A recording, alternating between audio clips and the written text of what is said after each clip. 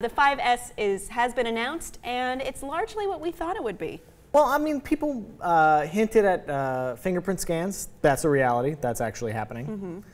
People were talking about better cameras. That's no surprise. People were talking about faster processors, and that's not a surprise either. Well, then let's get into the nitty-gritty of it. Okay. So there is a new fingerprint sensor, a sapphire home button, no icon on it anymore, with a metallic silver or gold ring, depending on what color phone you have, space gray or silver or champagne, and when you don't even have to hold it down, you just touch it, and that's used to unlock the phone. Apple says that the fingerprint sensor will not be used in apps, but it will be used to authorize buying things, like from the iTunes store.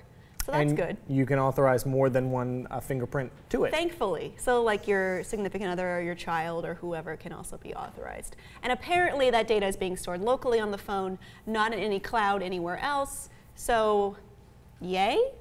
I never thought I had to be like afraid that people would get my fingerprint before, and now I do. Suddenly. Obviously you do. That's a real fear that I need to have. It apparently scans your subepidermal layers at 500 points per inch to read your fingerprint and unlock your phone. Very cool. It's largely, it's about the same dimensions. It's exactly the same dimensions as the iPhone 5. There are just some different changes in the guts and on the metallic casings. Of course, it comes with the new A7 chip. The first 64-bit chip in a smartphone, Ever. they claim. So they claim that it's also 2 times faster than the iPhone 5 and 40 times faster than the original iPhone. I think that's a funny statistic. I don't remember how slow it was, but if I go back to the original iPhone, am I going to be like, ugh? Why would that even be useful, though? Like, how much faster is it than the Nokia I had when I was in 11th grade? Those were the best.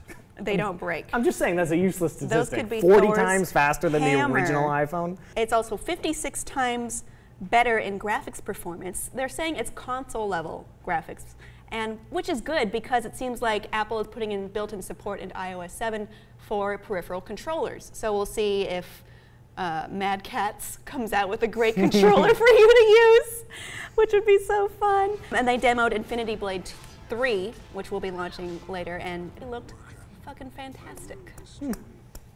I'm sure it did. It also has an M7 motion coprocessor, which means continuously measures motion data from the accelerometer, gyroscope, and compass, and that's supposed to help with a new generation of health and fitness apps. The camera's interesting. I don't exactly understand all the terminology, which is a little strange because I went to film school.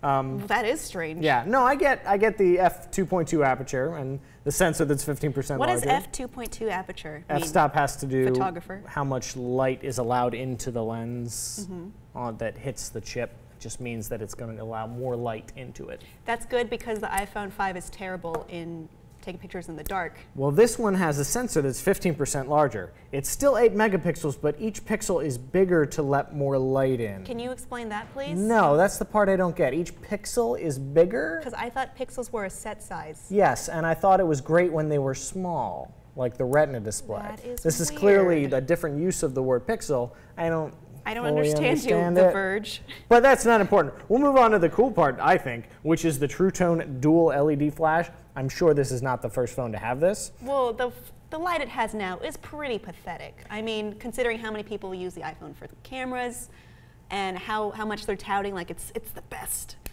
smartphone. The friggin' camera is terrible, and so is the light. So I'm glad they added this. Well, the new flash will sense the color temperature of the ambient light around you, whether it be daylight or tungsten or what have you, and then match the LED flash to it to give you a more natural flash light. We did see an example of that. Did you think it was worth enough to want to upgrade? I didn't see an example of that. I did. There were no pictures on what I saw. Well, I assume that it was great. I also assume that this is not the first smartphone that can do this. No, not really.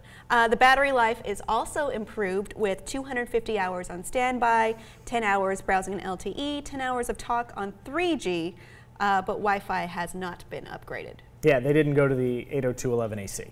So yeah. So it goes. We also got it confirmed that the new quote-unquote budget iPhone is out. And I will be the first to admit that I was wrong. Yeah, there is a $99 iPhone. Yes, there is. The 16 gig 5C is available for $99 or $199 with contract. With contract. With contract. That is a big And caveat. the 64 gigabyte 5S without contract? Redonkulous. $849. Yeah, no, I'm not doing that. You can almost buy a crappy computer with that much money. Sure, you could definitely buy a crappy computer with that. You could buy a good crappy computer with that. Or you can buy an excellent Android phone and have money left over to spare. Yeah, you could buy a couple. Yeah. I'm sure of it. The 5S is available for pre-order now, delivery on the 20th. It will be first available on the 20th. Yes. And the 5C will be available for pre-order on the 13th, and it doesn't say exactly when that'll be coming available. Shortly thereafter. I've heard a lot of good things about the 5C. It's apparently a really strong polycarbonate backing, and the antenna is built into that inside. And it seems pretty sturdy. It's gotten, it's done pretty well in hands-on so far, surprisingly.